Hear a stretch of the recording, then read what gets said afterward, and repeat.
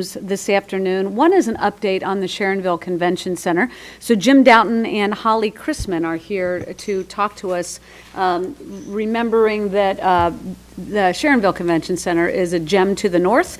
We rely on the convention center to drive convention business and hotel business and all the other economic development activity that happens around that.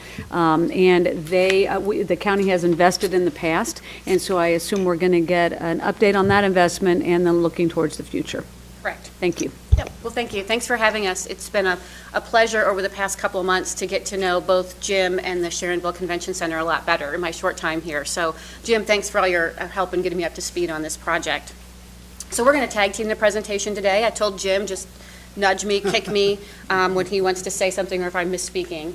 But just to, we're happy today to talk to you about the expansion and give you an update. I know you all have received updates in the past, so a lot of this is going to be a refresher. But Sharonville's started examining the need for an expansion several years ago. As you can see here, the timeline actually going back to 2015, looking at construction feasibility, market feasibility, and most recently they're finalizing their architectural and construction documents through the end of this year. Yeah, we should be finished by December. One thing they did in 2017 was a market feasibility. This study, I should have brought a copy, it was about this thick. Twice the size, I think. Right. But what it showed was that the market will support an exhibit hall expansion of roughly 20,000 square feet. And the reason, other key points founded in this study was that the occupancy levels in the existing exhibit hall are nearing maximum practical capacity. There is a gap in Hamilton County for conventions that need exhibit hall space between 21,000 and 40,000 square feet. So 21,000 is your max now, and 40,000 is the minimum at Duke Energy Center. So we really have a risk of events that are currently at Sharonville outgrowing Sharonville, but not big enough to go to the Duke Energy Convention Center. Anything you wanted to add to that? No. Okay. And so the benefits were further defined in the feasibility study. As you can see, there's potential to generate an additional 22,000 hotel rooms a night with an exhibit hall expansion.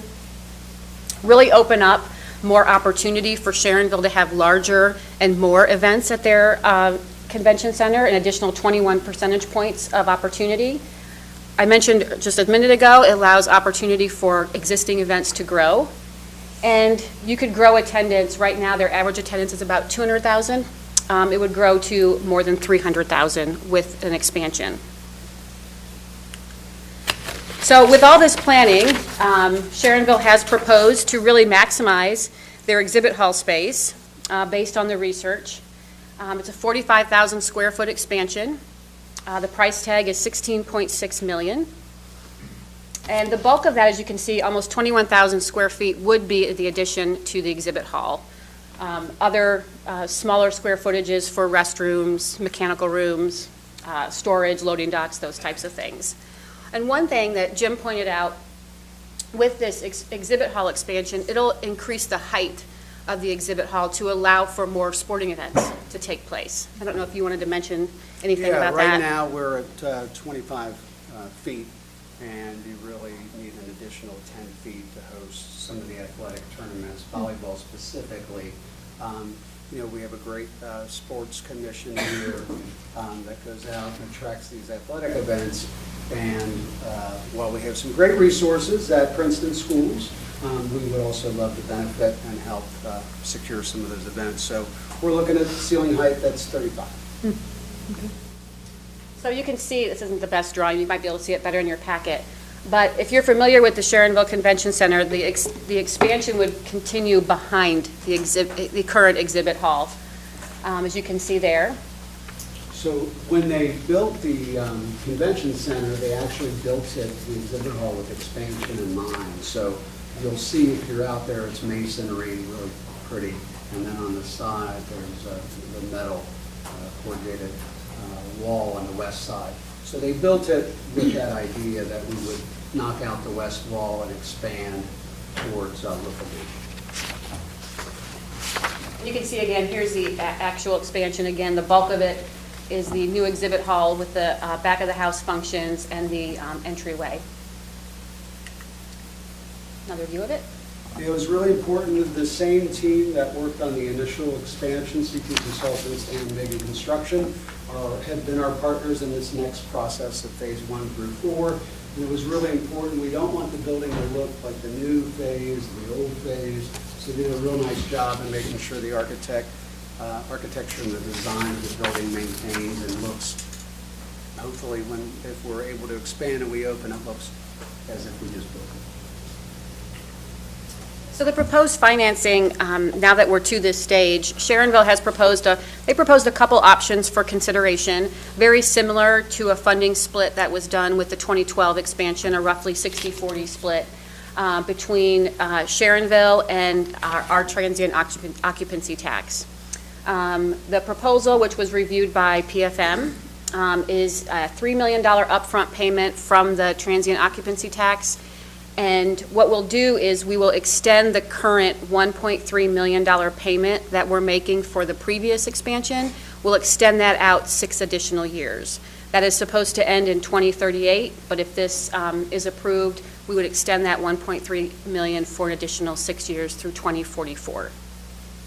And again, Sharonville would issue the bonds. We would then annually make a payment to Sharonville for the expansion. Just a note of clarification. So the extension of the financing, is that the $3 million, or is there a different $3 million up front? There's one $3 million upfront payment plus 1.3 annually for the 6 additional years. So in terms of timeline, this will require a potential change to the cooperative agreement that we have with Hamilton County, the Convention Facilities Authority, and the City of Sharonville. We have one that was signed back in, I think, 2010. This would require a supplement to that if it's approved to go forward. So the timeline, the Convention Facilities Authority, we met on Friday just to give a refresh to the CFA on the Convention Center. We're obviously presenting to you today. And we are working on the supplement to the cooperative agreement right now with council. That would potentially be brought before the Board of County Commissioners on the 21st.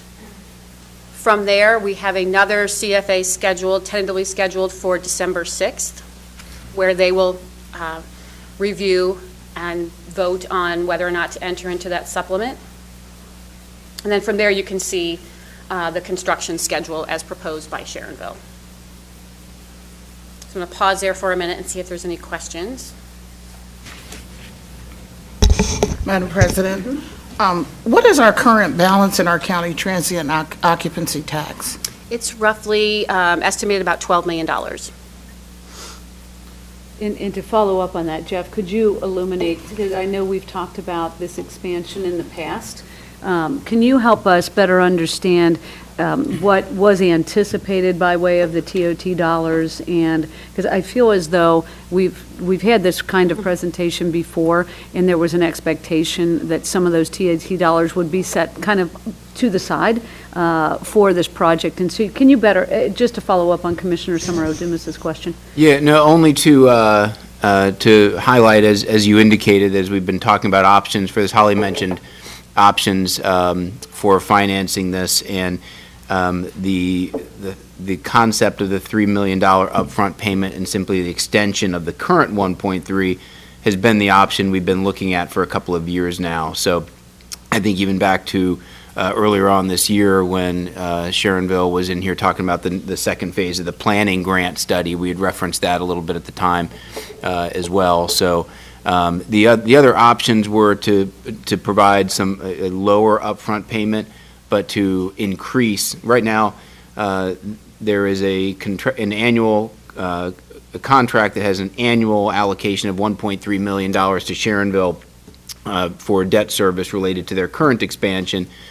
We didn't want to see that increase because we knew that there were other obligations coming down the road that we wanted to make sure we had capacity for. So we chose to do a little bit more upfront so that we could keep that $1.3 million payment steady for as long as we could. So, but yeah, this is both commissioners present know, because you both were here at the meeting earlier this year. I think for the planning grant study, this is the funding option that we've been looking at for a couple of years now. Just want to kind of put that in context. Yep, thank you. Madam President? Yes. And Jeff, if you could explain for those who are listening, TOT dollars, where they actually come from. Great point, yeah. Because a lot of folks may hear that word and not know exactly what we're referring to. So the transient occupancy tax is the tax that is paid on every room night spent in a hotel in Hamilton County. So in Hamilton County, if you stay I'm just talking about the tax levied by the county now, because different municipalities and townships levy their own occupancy taxes. But in Hamilton County, if you stay in a hotel, the county levies a tax of 6.5%. 3.5% of that goes into a pool to pay the debt service on the Duke Energy Convention Center construction and also the Sharonville expansion. 3% of that tax goes to directly fund the marketing and outreach activities of the Convention and Visitors Bureau. So this is specifically a tax that comes from people spending room nights in a hotel that also feeds or is generated by work that the convention centers do to bring groups into town. So there's a very direct connection between the tax and the expansion of the convention center. Thank you. You're welcome. And Madam President, just a general comment. We've put a lot of monies into downtown area and building and redevelopment, so I'm excited about us continuing our partnership with you guys out in the suburban area, so I'm really happy about that. Thank you. Do you have more to the presentation? Unless you had anything else you wanted to add, Jim? No, the city, other than on behalf of the city of Sharonville, we appreciate the continued collaboration and partnership, and it's been a big success, and we're looking forward to it to continue to be a success. Yeah, thank you for your partnership. Yeah, this is a success story for Hamilton County over the years. So, so the timeline again. So, Yeah, construction in 2020. this Okay. year, but we'd like to get started by the summer. And so, will you continue to have conventions Yes, so in the we'll rest of the operate at space? full capacity. Okay. Obviously, you know, from a scheduling standpoint, we'll do our best because that's, you know, that's important. So that is our goal, and that's been communicated to our construction team and our architect. Okay. All right. Great. Thank you. Just one other Yes. comment. I know you had done some partnership with the Ramada right across the. Oh, yeah. Yeah, and so will that eliminate the necessity to have partnership with them as you expand, or how would that So go? there's been great news that's been happening with that facility particularly. So that is going to be the new Marriott Delta, and that will open in the first quarter. Their expectation is to be open the first quarter. I went over, we've done a few tours. It's fantastic. We're very pleased. That'll really help us. So the tower will open about 167 to 200 rooms in the first phase by the end of the first quarter. So we'll continue that partnership, and that'll really allow us to bring in larger groups, because now our room block can increase with this new inventory. That's really going to be in alignment with our product. It'll be a high-end Marriott Delta product. So Thank you. that's exciting as well. And generate more money into the TOT. There So you go. it all goes full Yeah. circle, doesn't it? Yes. All right. Well, thank you so much for being, and thank you for the update. We're looking forward to it. Yep. Thank you. All right. Our second item is related to Festive Court and a vacation of Festive Court. And Ted, my understanding is you're going to walk us through this process? Yes. Please come forward. Before, what I'll do is I'll just give you a package here. You've seen this before, but I think Thank you. it helps as a reference matter.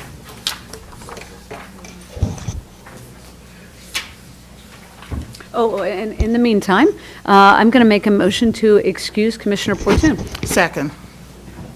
Yes. Yes. Thank you. All right, Ted. Oh, yeah.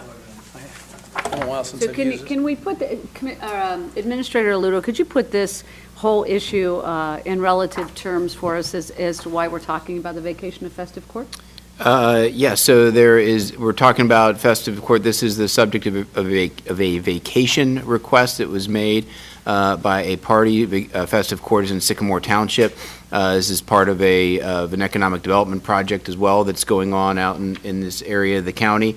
As part and parcel to that, there are multiple parcels around Festive Court that the developer and current owner of all those properties is asking for a vacation of that road. There's a specific statutory process that has to be walked through in order to conduct a vacation of a street.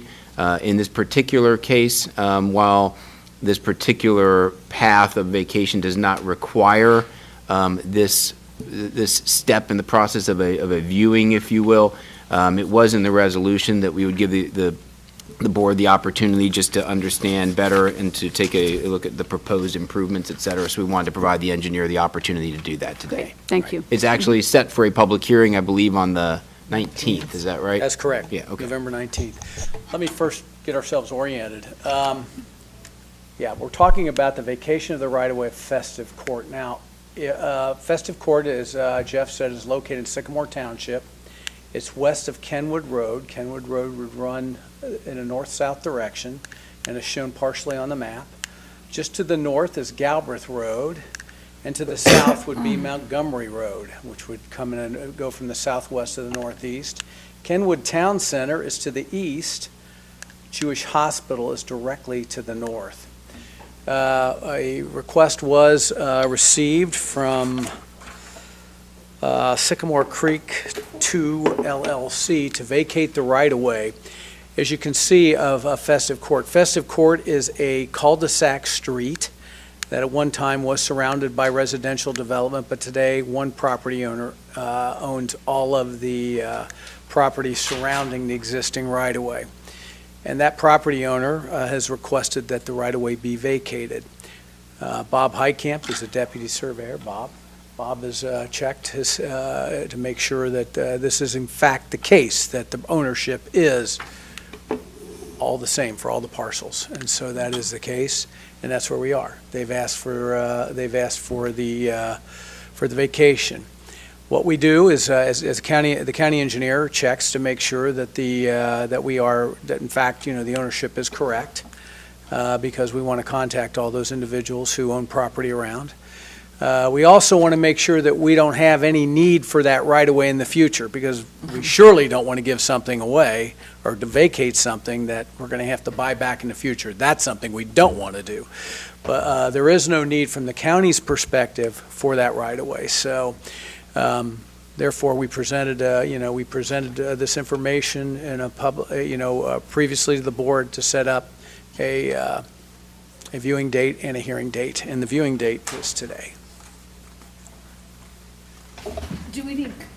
So I think part of the idea was to provide some clarity related to the viewing itself, and what, and maybe Michael wants to weigh in, what is required of the county commission by way of literally viewing the street as, in one case, as opposed to another case.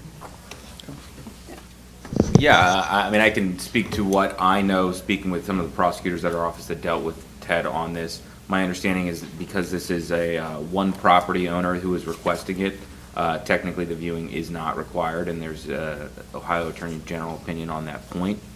However, I think out of an abundance of caution, they're presenting this today to the board, and I understand that some people may be going to view it just to get their eyes on it, just to understand That it I don't better. know. I don't know what your board, I mean, I I don't don't know when. know, but- Normally, I don't, historically, the county engineer does not go with the board to view, or board members to view such vacations, but if you want me to, I'd be glad to. But, I mean, if you want me to come along, I'm glad. I mean, there's always a first time, you know, but I. Madam but, President, have if I not- could, just Yeah. real quickly, and I think to Ted's point, I think the vast majority of the vacations that we get in are vacations that come through the portion of the code that don't specifically require the viewing, but because in this case it was listed as a viewing in the resolution, again, we just thought as an abundance of caution that we should do something formally on this date to say that the board had in fact Right. better viewed the improvements.